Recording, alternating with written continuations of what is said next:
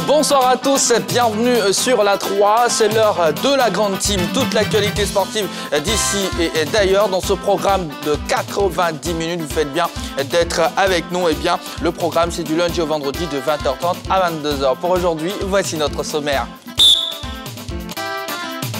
Au sommaire de la grande team, tirage au sort de la balle. L'ABC connaît ses adversaires. On en parle dans notre focus. À quelques semaines de la sortie des éléphants dans le cadre des éliminatoires de la CAN 2023, Seko Fofana est dans le dur avec Lens. Faut-il s'inquiéter de sa méforme? Analyse avec nos consultants. Excellente émission avec JB et sa team.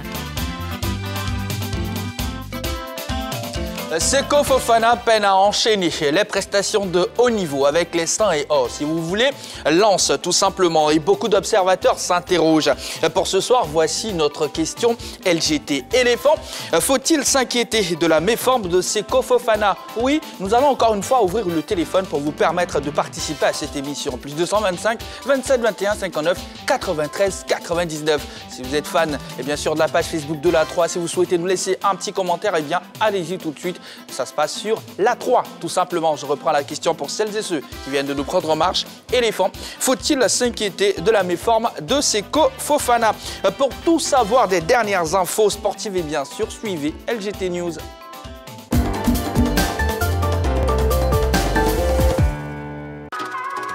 La direction technique nationale de la Fédération ivoirienne de basketball s'active sur le terrain. La présélection pour les U15 et U16 lancée. À la demande de la direction technique nationale, les clubs ont mis à disposition les 4 meilleurs joueurs et joueuses des U15 et U16. Il s'agira ni plus ni moins pour la DTN d'effectuer une présélection en vue de mettre en place les équipes jeunes de cette différente catégorie. Pour les garçons, la séance d'évaluation du niveau de maîtrise prévue au Palais des Sports de Trècheville aura lieu ce mercredi dans la matinée. Les jeunes filles, quant à elles, seront évaluées dans l'après-midi.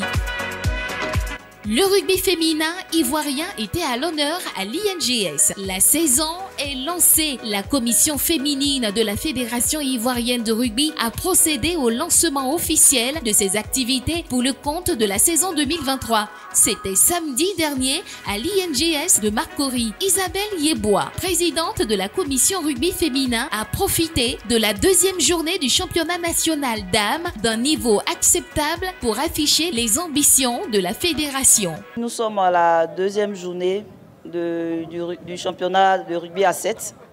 Nous profitons de cette deuxième journée pour faire le lancement des activités de la commission féminine. Aujourd'hui, nous avons à l'honneur 8 clubs qui s'affrontent et à la suite de ces 8 clubs de différentes catégories, les catégories seniors, U16 et U18. Le niveau, il est bon. Petit à petit, ça va commencer à monter en puissance. Voilà, pour ce que nous savons, pour ce que nous connaissons. Nous avons l'habitude de voir des filles commencer timidement et après monter en puissance. Donc on peut dire que le niveau il est bon aujourd'hui. Intéressons-nous à la lutte. Tournoi inter-école. 320 athlètes ont fait le show dans la Ligue de l'Ozois. La Fédération ivoirienne de lutte FIL, avec à sa tête son président Honoré Alou, a organisé le vendredi 10 janvier dernier le premier tournoi inter-école de la Ligue de l'Ozois dans le département de Guitry. 320 athlètes issus de 16 établissements scolaires ont pris d'assaut l'EPP de Dougodou afin de se mettre en valeur. Plusieurs talents se sont révélés lors de ce tournoi. C'est le cas chez les moins 53 kg de Lobognon Juliette de l'EPP Lozois 1, de Kwasi René de Bokanda chez les moins 45 kg. Au classement général, l'EPP Kikekou s'est installé sur la plus haute marche du podium avec 56 points. Lozois 1 a terminé au deuxième rang avec 55 points. Nouveau Quartier ferme la marche du podium avec 50 points. Des nouvelles du football avec le transfert d'un ancien international ivoirien. Bonny Wilfried rebondit en Bolivie. Bonny Wilfried va vivre un nouveau challenge. L'attaquant ivoirien vainqueur de la CAN 2015 vient de déposer ses valises en Bolivie, libre de tout engagement. Après un passage aux Pays-Bas, l'ancien sociétaire de Manchester City s'est engagé avec le club bolivien d'Always Ready. Rappelons que Bonny Wilfried est âgé de 34 ans. Nous lui souhaitons le meilleur pour la suite de sa carrière. La Confédération africaine lance la Super League. Les participants connus pour la phase pilote de la Super League, la Confédération africaine de football a décidé de réunir les 8 meilleures équipes du continent. Elles s'affronteront pour le grand plaisir des férus du ballon rond. Les clubs retenus pour ce tournoi sont le TP Mazembe de la RD Congo, l'Oroya de la Guinée, l'Espérance de Tunis, le Al Ahly d'Égypte, le Wydad de Casablanca du Maroc, le Simba de la Tanzanie, le Primero de Agosto d'Angola et le Mamelodi Sundowns d'Afrique du Sud. Selon Mohamed Sidat, directeur du football professionnel CAF, cette édition inaugurale servira de test afin de se fixer définitivement sur les modalités de ce tournoi. Allez, fin des news, poursuivons cette émission. Ce soir, la team est en place. La team est composée de Mohamed Ballo, de Yellow Blémonde. Madame, messieurs, bonsoir. Bonsoir Jean-Baptiste. Comment allez-vous? Très bien. Ça va, ça va. Allez, je rappelle que Roger Stéphane et Begré Yago seront avec nous dans les prochaines minutes. Nous aurons également 2 invités un peu plus tôt pour évoquer la participation de l'ABC, oui, à la prochaine Basketball Africa League. Alors, nous sommes le 14 février, Yellow Ballo, voilà, journée où l'on célèbre l'amour. Féru de sport, je vois à la maison, joyeuse fête de Saint-Valentin, tout simplement. Ballo, rassurez-vous, j'ai pas de cadeau pour vous. Pas du tout. Bien sûr, mais il y a Yellow qui arbore une belle robe fleurie, à l'image de la Saint-Valentin, donc... Pardon? Vous voulez vous contenter des fleurs de Yellow? Non, pas du tout. C'est dire que Yellow est déjà dans la mouvance de la Saint-Valentin. Ouais. Donc, ouais. Et voilà. On lui emboîte le pas. J'ai un petit cadeau pour Yellow. C'est symbolique, Yellow. Je vais me déplacer. Voilà, non, restez là, voilà. Merci. Joyeuse Saint-Valentin, Yellow. Merci beaucoup. Voilà, Ballo, je ne sais pas comment vous allez gérer la... Là, je suis ému par votre galanterie et votre romantisme, Jean-Baptiste. Ah, merci d'avoir remarqué. En tout cas, Un romantisme collégien. il s'associe forcément à mon geste. Ah, merci Allez, beaucoup. en tout cas, Yellow, profitez tout simplement. Ah, merci. Et comme je le disais, Begré Yago et Roger Stéphane seront avec nous dans les prochaines minutes. Avant, bien sûr, nous allons, Ballo, revenir un peu sur LGT News avec une info majeure. La Confédération africaine de football va lancer finalement la Super League. Oui, malheureusement... à notre déception, on peut dire que Patrice Motsepe est droit dans ses bottes.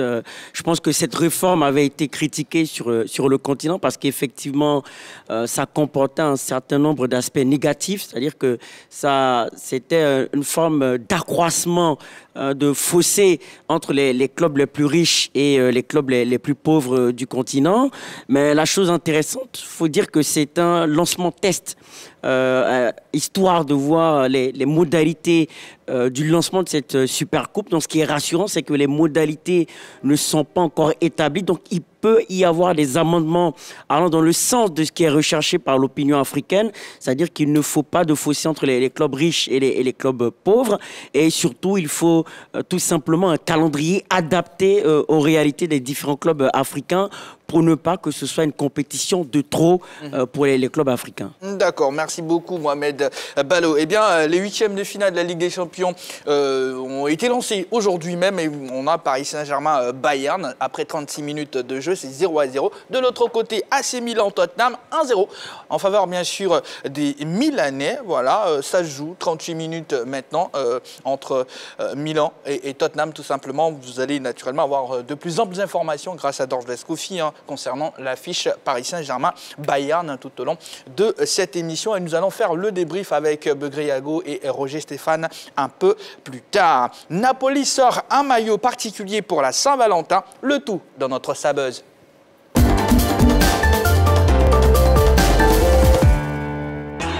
Allez, c'est la fête des amoureux. Yellow Bleu Monde, la Saint-Valentin Napoli arbore ce maillot spécial. Alors, un commentaire? Je crois que le nouvel équipementier, le club, s'offre un coup de pub parce que, au-delà de tout ce qu'on pourrait conférer à cette journée des amoureux, c'est aussi une fête hyper commerciale.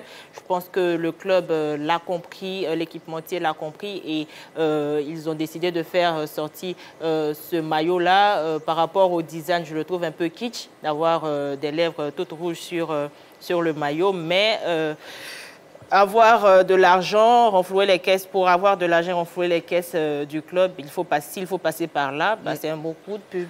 Alors, est-ce que vous avez le même sentiment, Balo? Oui, c'est un coup marketing. Il faut dire que cette fête de la Saint-Valentin est très souvent utilisée dans cet aspect commercial. Il faut dire que le club avait déjà réédité cela lors de la fête de Noël. Donc, je pense que c'est bien pensé de la part du club de Napoli. Il y a une bonne politique marketing qui vise à utiliser les différentes fêtes, que ce soit la Noël ou la Saint-Valentin, pour attirer un nouveau public, avoir des revenus supplémentaires. On parle de 125 € pour le prix du maillot. C'est quand même un prix assez élevé. Donc, ça prouve à quel point le club veut chercher de nouvelles sources financières, veut chercher à attirer un nouveau public. Est-ce que vous trouvez l'idée originale tout de même? Oui, l'idée est originale, surtout le maillot avec cette sensation de... Pas une sensation, mais on voit des lèvres très souvent associées sur le maillot. Donc, ça symbolise l'amour. Et bon, je pense que c'est assez original de voir faire Napoli, qui véritablement est un club connu du football. Mais il faut rappeler que l'Italie, si on veut voir les choses sous un aspect général, avec la ville de Venise, est l'un des pays les plus romantiques de la planète. Donc, c'est pas très étonnant que ça vienne de Napoli et de l'Italie. En tout cas, Naples a gagné, tout simplement, avec un Victor Osimhen buteur. Naples est leader de la Serie A. Voilà, juste devant l'Inter de Milan. Ils ont battu Cremonese 3-0 en championnat, tout simplement. Voilà ce qu'on pouvait dire concernant notre Sabuzz. Attaquons maintenant notre focus. Pour sa première participation à la phase de groupe de la Basketball Africa League, entendez par là tout simplement la balle, oui, l'ABC Fighters a été reversé dans la conférence Sahara au terme du tirage au sort effectué hier du 11 au 21 mars 2023 à la Dakar Arena.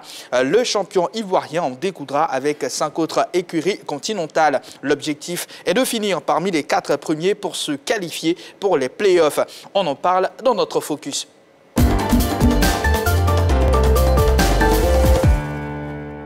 Allez, pour en parler, nous allons recevoir M. Doumbia Adama, conseiller du président de l'ABC, et Franck Silva, directeur technique du club.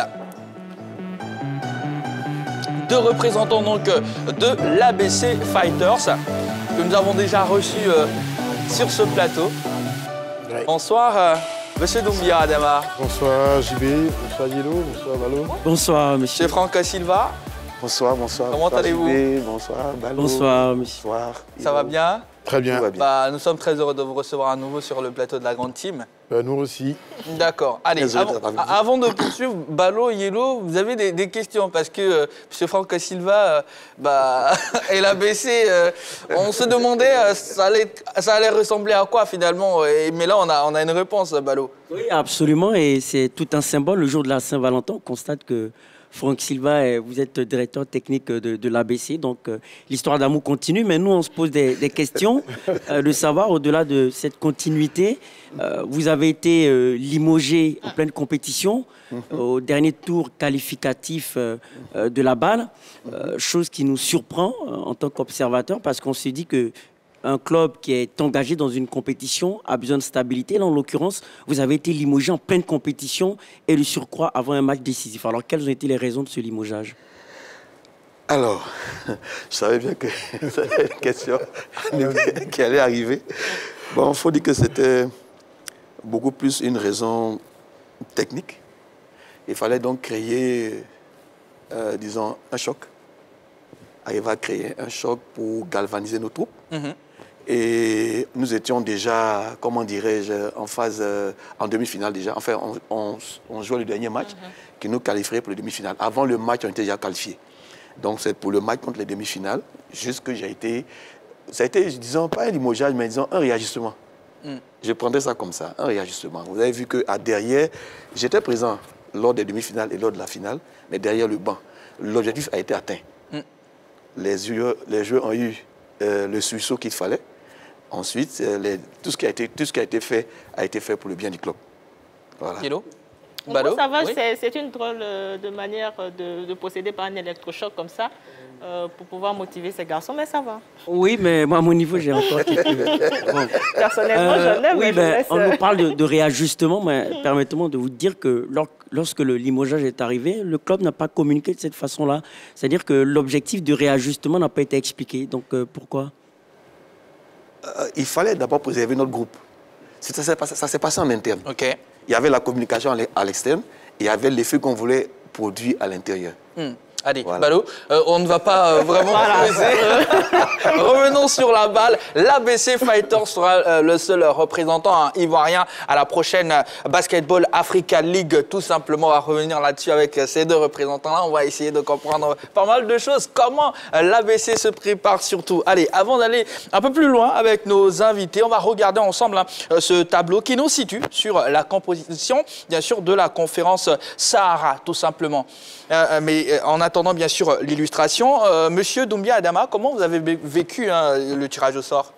Le plus sereinement du monde, parce qu'on savait un peu comment ça se faisait. Ouais. Contrairement aux autres compétitions, au niveau de la NBA, parce que le BAL, c'est un peu le même process que la NBA, il n'y a pas de tirage en tant que tel. Okay. C'est une annonce qui est faite sur la base d'un certain nombre d'informations et d'objectifs, aussi bien sportifs que marketing. Et donc, on était tous en attente donc, de cette annonce-là.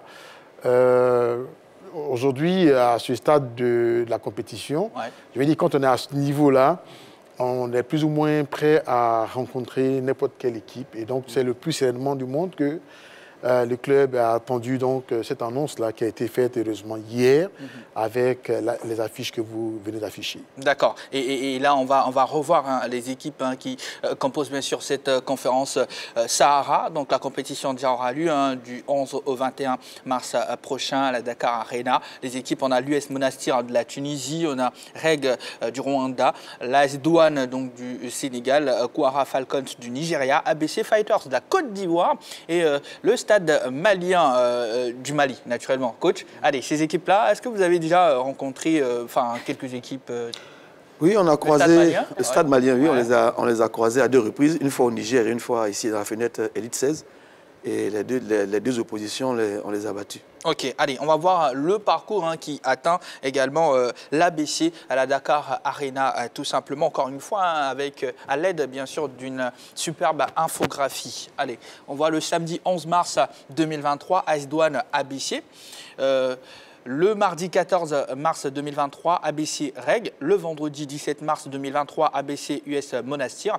Le lundi 20 mars 2023, Kwara Falcons ABC. Le mardi 21 mars 2023, Stade malien ABC. L'objectif, finir parmi les 4 premiers pour se qualifier pour les playoffs. Alors, je serais tenté de vous appeler coach. Mais dites-nous, pas de souci. Est-ce que concrètement, c'est jouable pour nous? Oui, c'est jouable. Sinon, nous ne serions pas là. Disons qu'on s'est préparé pour ça. Ça fait presque 2 ans qu'on prépare cette compétition. Et là, il faut dire que nous travaillons encore sur 2 compétitions. Il y a celle-ci et il y a également le championnat. Donc, on a pratiquement 2 équipes en construction. C'est quelque chose de nouveau pour nous, mais on essaie de s'adapter. Et c'est pourquoi vous avez vu qu'on essaie d'étoffer l'encadrement technique, faire en sorte qu'on ait pratiquement 2 staffs qui travaillent ensemble. Il y a un staff qui travaille pour le championnat et un autre staff qui travaille pour vraiment la compétition. Parce qu'il faut noter que l'on a le coach Mills. Oui, Lise Mills qui est là. Mills qui est là pour la balle. On s'est aussi accordé les services, n'est-ce pas, d'un autre entraîneur, Eric Minotte. Et lui, il est vraiment spécialiste en ce qui concerne les statistiques et les montages vidéo. Et aussi, c'est des aspects techniques. Il y a aussi le coach Afi, Anderson, qui est maintenant coach principal, chargé particulièrement du championnat, appuyé du coach Paulin, Et bon, moi, je suis juste là pour essayer de faire, comme un facilitateur, pour essayer de faire la coordination. Et je m'occupe aussi de, comment on appelle ça, de l'équipe des filles. Ça fait que ma palette s'est un peu plus élargie. Voilà, et j'interviens dans différents domaines. Et vraiment, mon rôle, c'est de faciliter et de coordonner. Balo? Alors, coach, c'est vrai, vous venez de dire que le staff s'est étoffé. Mais ce qu'on veut savoir, est-ce que l'effectif va s'étoffer également? Est-ce qu'on aura de nouvelles recrues? Bien sûr, on a déjà trois nouvelles recrues qui sont là. Et puis, il y a également 3 autres qui doivent arriver. Et d'ici la fin de la semaine, on aura pratiquement bouclé notre effectif. Voilà, on s'est renforcé, l'équipe s'est renforcée. Vous savez que notre objectif, c'est de se qualifier. Mais c'est vraiment la première fois qu'on joue cette compétition de cette nature-là. Voilà, pendant que nous renforçons de cette manière, on essaie également de préparer aussi un groupe pour continuer sur le championnat national. Vous voyez, donc ça fait qu'on navigue sur 2 eaux. On peut avoir des noms ou c'est... Ben, pour ce qui est on se renforce sur le plan des professionnels africains, professionnels américains, professionnels ivoiriens. Ben ouais, mais quelques noms. Certains que vous connaissez déjà. Il y a Billy qui est là. Il y a Billy qui est là, bon, professionnel africain, il est sud-soudanais. Il y a Mike Fofana qui est là. On a certains autres qui sont là que nous testons encore. Pour certains, on n'a pas encore vu jouer, on a seulement des images.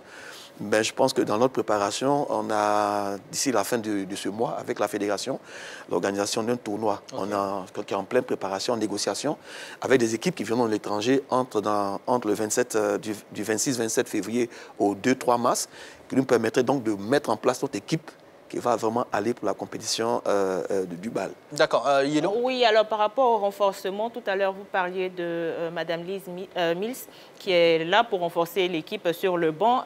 Est-ce à dire que sur le plan local, il n'y a pas d'entraîneurs qui peuvent entraîner cette équipe de l'ABC? Non, pas vraiment. Je veux dire que, vous savez, à mesure qu'on avance dans une compétition, il y a un niveau d'exigence tel que on a besoin quelquefois de se renforcer. Il ne faut pas rentrer dans certains calculs tout simplement. Cela n'enlève rien au talent et à la compétence des techniciens locaux qui jusque-là ont porté l'équipe là où elle est.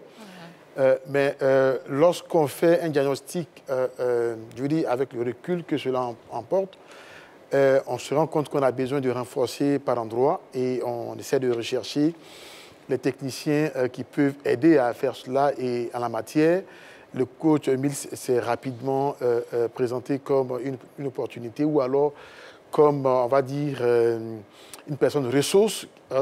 D'abord parce qu'elle a déjà fait la compétition. Cela milite en sa faveur.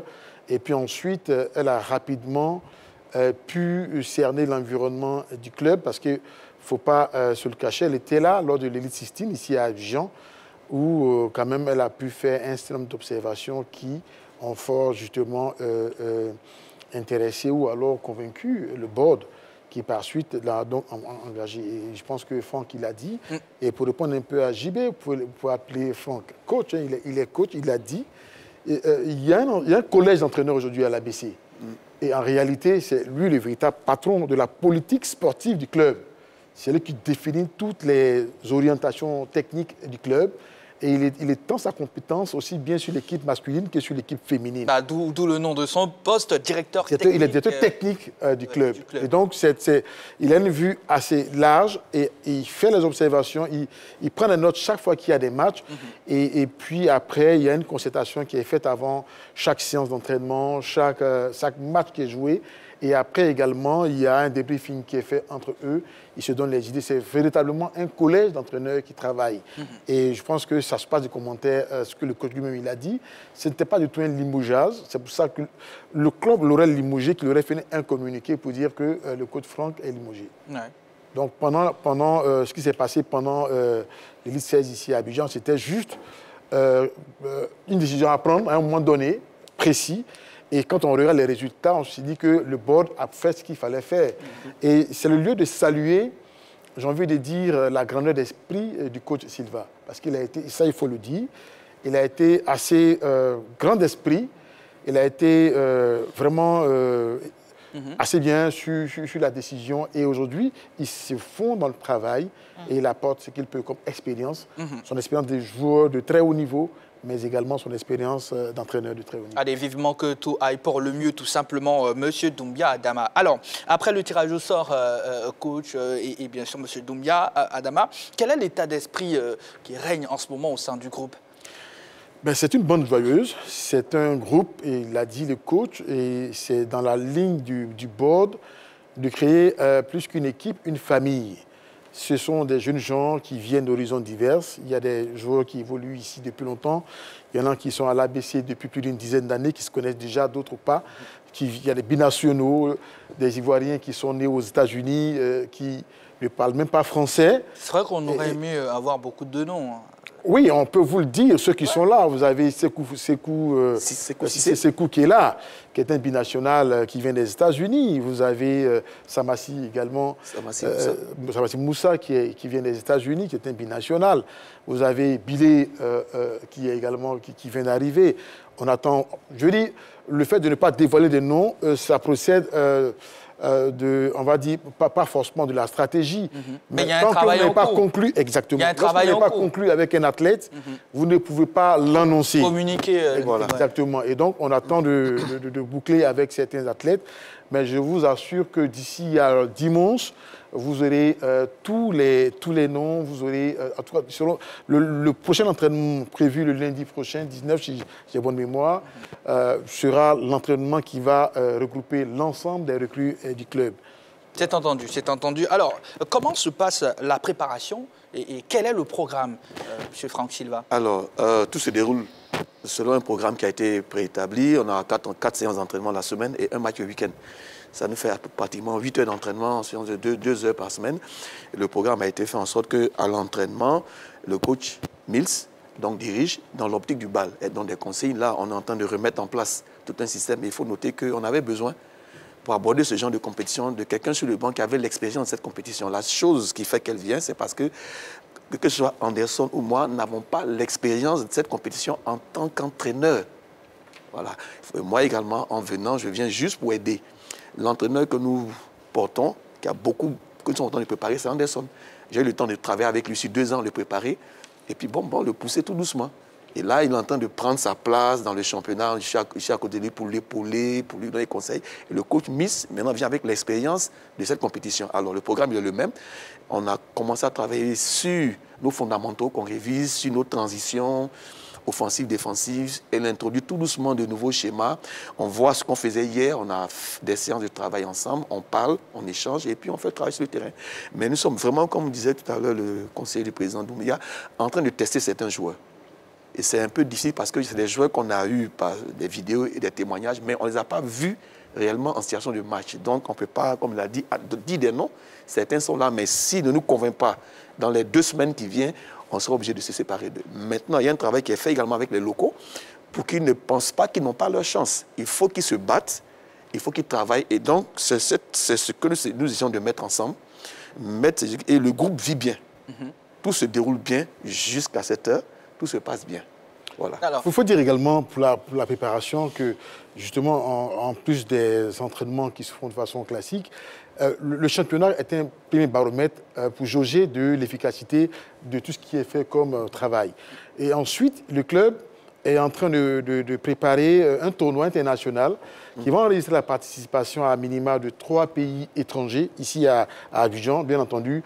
On attend de faire une conférence de presse, certainement le samedi prochain, à 10h au Palais des Sports de Treichville, pour donner tous les contours de ce tournoi-là, qui va permettre véritablement de prendre la mesure de tous les athlètes, que ce soit les locaux et que ce soit les expatriés qui sont arrivés pour renforcer l'équipe. D'accord. Et vu que vous parlez de tournoi, M. Doumbia, une délégation de l'ABC était présente au tournoi de détection balle combine, mais ça, du 15 au 16 janvier dernier à Paris. Alors, quelles sont les retombées de cette mission?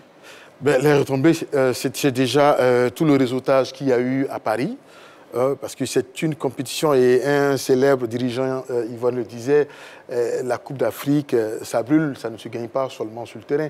Il faut pouvoir cerner l'environnement dans lequel on évolue. Et donc, ça a permis déjà au board de l'ABC de se familiariser aux dirigeants, aux organisateurs de la compétition. Mais surtout, ça a permis au board de voir à l'œuvre, et le coach Mills et Eric Minot, qui est un assistant également, étaient également au Combine, pour voir près d'une trentaine de joueurs qui ont été réunis à Paris, qui ont été soumis à des tests physiques, techniques, tactiques, et ainsi de suite. Et justement, l'ABC est ressorti de là avec plusieurs contacts de joueurs. Et je pense que Billet est déjà l'un des joueurs qui sortent donc de ce combine-là. Et il y en a d'autres encore avec qui l'ABC a un contact et qui, à 99%, vont rejoindre le groupe. Donc, pour me résumer, le combine a été véritablement bénéfique pour l'ABC, qui a pu étoffer, en tout cas, son effectif site d'aventure. Les contacts préliminaires qui ont été pris avec ces joueurs repérés là se concrétisent par la signature de contrat et nous espérons que ce sera le cas. Ah, donc c'est plutôt Ball Combine. Ball Combine. Allez, il faut prononcer Combine. Autant pour moi. Valo? Oui, en tout cas, on est rassuré par le travail qui a été effectué au niveau de l'ABC, parce qu'on a pu constater au niveau de l'élite 16, sur certaines rencontres, il y a une baisse de régime constatée au niveau de l'adresse en ce qui concerne l'équipe, parce qu'il y a un travail qui sera fait aussi pour ne pas retomber dans les mêmes travers. Bien sûr. Ce travail est fait déjà actuellement et les athlètes ne se contentent pas seulement des séances d'entraînement. C'est pratiquement tous des professionnels, ils s'entraînent personnellement. C'est des choses qui font partie de ce qu'ils doivent faire. Ensuite, on va prendre les meilleurs, ceux qui ont un taux d'adresse acceptable, qui vont faire partie de l'équipe. Voilà. Vous voyez par exemple que lors de l'élite 16 dont vous parliez tout à l'heure, vous avez effectivement observé beaucoup de manquements au niveau des joueurs et ainsi de suite. Mais c'était l'électrochoc qui a eu lieu à, entre autres, entraîner chez les athlètes un sentiment de culpabilité. De par notre faute, notre entraîneur est en mauvaise posture. Donc, ça crée en eux cette volonté-là, cette révolte-là, de montrer au board et aux fans du club qui n'ont pas démissionné et qu'ils avaient encore quelque chose dans le ventre. Et psychologiquement, ça payait. Et le sport, ce n'est pas une science exacte. Hein. On peut avoir, pour prendre tous les grands joueurs, et ainsi de suite, et puis passer à côté. Et donc, quelquefois, une bonne dose de psychologie peut permettre, n'est-ce pas, d'atteindre certaines objectifs. Alors, l'ABC a investi dans plusieurs compétitions, le championnat et la balle. Est-ce qu'on peut compter sur l'ABC pour pouvoir rééditer l'édition dernière par rapport au championnat, être champion de Côte d'Ivoire? Je demande ça par rapport à la bonne performance de la JC actuelle. Eh bien, si vous vous souvenez, l'année dernière, on a fait le même type de parcours. Notre parcours l'année dernière était le suivant: ne pas prendre la tête, rester derrière. Être derrière, dans le sillage du premier, c'est la meilleure posture à cause du type de championnat que nous avons. Ensuite, nous avons les playoffs. Quand tu es derrière, tu vois mieux. Celui qui est devant, il est toujours obligé de se retourner derrière. C'est un peu comme ça. C'est comme ça qu'on a procédé. Aujourd'hui, clopin, on occupe la deuxième place du championnat. Donc, on se prépare et on n'a pas encore mis dans notre effectif comment dirais-je, les personnes qui venaient nous les recrues. Côté JCA, ils ont déjà 2 recrues. C'est ça. Qui ont déjà commencé. Nous, on n'a pas encore de recrues, mais on est derrière eux. On les talonne. Tranquillement. Yolo a parlé de moyens. Oui, et surtout par rapport à la campagne de la balle, est-ce que vous avez des gadgets, par exemple, des maillots, des t-shirts, des casquettes? Vous aurez tout ça, toutes ces informations lors de la conférence de presse qu'on organise le samedi 18 à 10h au Palais des Sports, parce qu'en réalité, ce sera le lancement de la campagne. La campagne, ça enferme un certain nombre d'éléments, notamment le merchandising, la communication, le street marketing. Enfin, c'est toute une panoplie qui sera dévoilée. Aujourd'hui, vous avez... c'est vrai que la conférence de presse va donner beaucoup plus d'informations, mais là, vous avez la 3. Nous sommes en direct. Quelques éléments. Moi, je demande parce que j'ai demandé, par exemple, des maillots. Il n'y en a pas forcément. Et tout, non, pour le moment. Pour le moment, on ne peut pas dire qu'il n'y en a pas forcément. Vous avez dû voir dans le travail du Palais des Sports, quelques personnes qui abordaient quand même des maillots de l'ABC. Nous travaillons sur ces axes-là. C'est comme sur l'axe de fan club. On travaille également, enfin, on ne va pas dévoiler les éléments de la campagne ici, mais c'est dire que le club est en train de se structurer.